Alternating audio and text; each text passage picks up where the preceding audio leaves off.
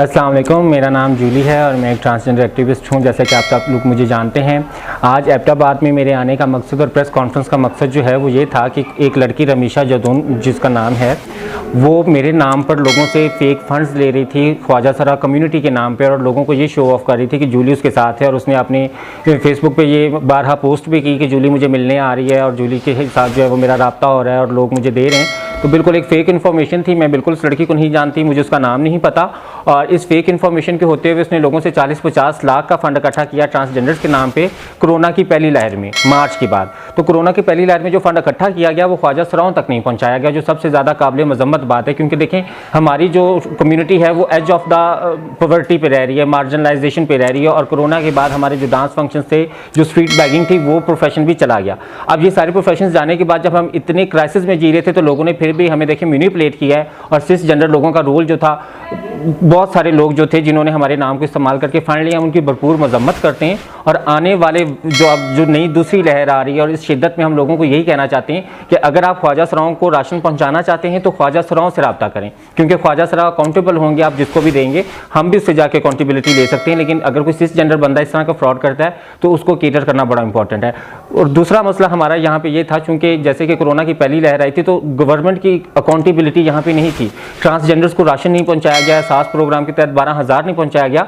तो ये एक बहुत, मेरा ख्याल है कि बात काबिल गौर है और सोचने वाली है कि अब नेक्स्ट लहर जो आ रही है इसमें ख्वाजा सरा कम्युनिटी को प्रायोरिटी पे रखा जाए, उनके हकूक़ को प्रायोरिटी पे रखा जाए और उनकी ज़िंदगी की बुनियादी ज़रूरियात को प्रायोरिटी पे रखा जाए। और एक और बहुत ही जो काबिल तहसीन कदम जिसको मैं समझती हूँ और बहुत ही पॉजिटिव कदम है, वो कैंट बोर्ड का है, जिन्होंने वोकेशनल ट्रेनिंग इंस्टीट्यूट का जो है वो इफ्तिताह भी किया है और ख्वाजा सराओं को ये यकीन भी दिलाया है कि उनको सरकारी नौकरियाँ दी जाएंगी। लेकिन यहाँ पे अगेन इशू इम्प्लीमेंटेशन का आ रहा है। ख्वाजा सराओं ने क्लेम किया है कि वो उनसे ID कार्ड का डाटा तो लेके जा चुके, बट स्टिल अभी उन्होंने रब्ता नहीं किया। और मैं समझती हूँ कि हो सकता है कुछ उनके ज़रूरी काम हो करने वाले, जो कोई हालात डिले हो जाते हैं। और एक मैं रिकमेंडेशन जो इस वोकेशनल के लिए दूंगी वो ये है कि हमें फ्री हॉस्टल फैसिलिटी दी जाए, क्योंकि ट्रांसजेंडर कम्युनिटी को अगर फ्री हॉस्टल फैसिलिटी और आप लाइवली सोर्सेज देंगे तो देन वो एक बेटर प्रोडक्टिव काम सीख सकेंगे। क्योंकि आपको पता है इस कोरोना की लहर में महंगाई की शिद्दत ज़्यादा हो चुकी है, तो हमें अपने बिल्स पे करने के लिए भी जो है वो बाहर कमाना पड़ता है, हमें कोई देने वाला नहीं है। अपने घर का रेंट्स पे करना है, बिल पे करना है, खाना पीना पे करना है, उस पे करने के लिए भी हमें अगर एक सहूलत हुकूमत फराहम कर दे तो मेरा ख्याल है कि जिस तरह के ये जो कदम है, जो वोकेशनल ट्रेनिंग्स और बाकी हैं, वो पूरे हो सकते हैं। और तीसरा, मैं यहाँ पे वायलेंस की भी मजम्मत करूँगी, क्योंकि यहाँ पे कुछ वायलेंस के केसेस भी जो होते हैं उसमें पुलिस का रोल इतना प्रोडक्टिव नहीं होता। और वो रोल प्रोडक्टिव ना होने की वजह पेरेंट्स गार्डियनशिप है। क्योंकि हमारे पास पेरेंट्स गार्डियनशिप नहीं होती तो केस फॉलोअप कोई नहीं करता। केस फॉलोअप ना करने की वजह से ट्रांसजेंडर्स जो है वो जस्टिस से महरूम रह जाते हैं। तो यहाँ पे पुलिस के रोल को थोड़ा सा जो है वो ज़्यादा एक्सपेंड करने की ज़रूरत है। ये कुछ हमारी जो चीज़ें थी जो हम चाहते थे कि हम इसको हाईलाइट करें। इस केस के मद्देनज़र ये भी बताना चाहते थे कि नेक्स्ट जो भी लहर आए तो आप प्लीज़ एबटाबाद के ख्वाजा सराओं को ख़ास नज़र में रखें, क्योंकि इनको पहली लहर में भी नहीं दिया गया। जो कोरोना की इतनी लहर आई थी उसमें भी इनको कुछ प्रोवाइड नहीं किया गया, और उसके बाद अब स्टेबल इनके लिए होना बहुत ज़्यादा मुश्किल हो गया है। तो मेरी सबसे रिक्वेस्ट है कि प्लीज़ इन ख्वाजा सराओं का सोचा जाए और इनको बेहतर ज़िंदगी के मौके मुहैया किए जाएँ, ताकि ये बेहतर शहरी बन सकें। और अगर ये बेहतर शहरी बनेंगे तो हम एक बेहतर पाकिस्तान बना सकेंगे। तो बहुत शुक्रिया और बहुत मेहरबानी। देखिए, ID कार्ड्स जो हमारे जो ट्रांसजेंडर प्रोटेक्शन एक्ट पास हुआ है उसके अंदर हमारी सेल्फ परसीव्ड आइडेंटिटी को जो है वो इंपॉर्टेंस दी गई है, और हमें बताया गया कि आप सेल्फ परसीव्ड आइडेंटिटी के थ्रू ID कार्ड बना सकते हैं।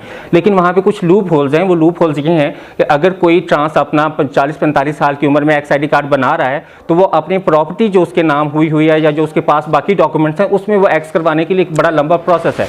उसको भी बताया जाए कि अगर कोई अपना ID कार्ड एक्स बना रहा है तो उसको बर्थ फॉर्म में अपना जेंडर कैसे चेंज कराना है, अपनी जो उसके एकेडमिक सर्टिफिकेट्स हैं या उसके कोई लीगल प्रॉपर्टी सर्टिफिकेट्स हैं तो उसमें भी अपना जेंडर चेंज करवाने के लिए वो कौन से स्टेप्स ले। तो इसलिए ये इंप्लीमेंट अभी तक नहीं हो पा रहा, और अभी तक विद इन द कम्युनिटी भी एक बहस चल रही है, क्योंकि हमारी कम्युनिटी में एक स्पिरिचुअलिटी बहुत ज़्यादा है। तो वो लोग चाहते हैं कि उन्हें हज उम्रे का हक जो है वो किसी कीमत पर महरूम ना होना पड़े। लेकिन चूँकि एक्स ID कार्ड जो है वो सऊदी हुकूमत एक्सेप्ट नहीं कर रही और हज उम्रे की सहूलत से भी हमें महरूम कर रही है, तो इस लूप होल्स पे भी एडवोकेसी हो रही है और एक कम्युनिटी मुशावरत के तहत एक जो है बाज़ाब्ता जो चीज़ होगी उस पर हम ज़रूर अमल दरामद करेंगे। और ये एहसन इक़दाम है ख्वाजा सराओं के एक्स ID कार्ड बनाने वाला, लेकिन विदाउट पेरेंट्स ऑनरशिप ये पॉसिबल नहीं है।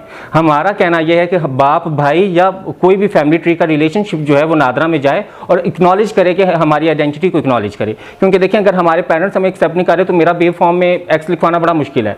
अगर मेरा बाप भाई गैरत के नाम पे मुझे कत्ल करना चाहते हैं और वो चाहते हैं कि हमारी फैमिली ट्री के अंदर एक्स ID कार्ड ना आए, तो उसको कैसे एडवोकेट करके आप पेरेंट्स तक अप्रोच कर रहे हैं या गवर्नमेंट किस तरह से अप्रोच कर रही है, उन चीज़ों को भी मद्देनजर रखने की ज़रूरत है। बहुत